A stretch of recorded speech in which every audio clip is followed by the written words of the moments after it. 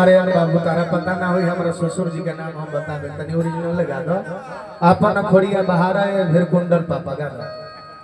भीरकुंडल पापा अपन खोड़िया बहारा है भीरकुंडल पापा अपन खोड़िया बहारा है भीरकुंडल पापा आई गई परदू मनवा माताए आई गई परदू मनवा माताए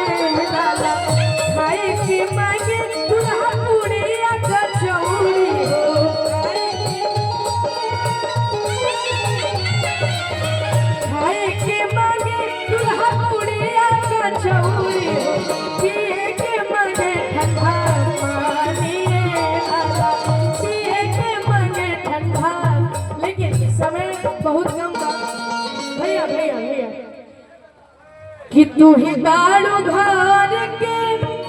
एक मिनट भाई हमारा शिव कुमार भिक्को जी के आगमन भाई स्वागत बा।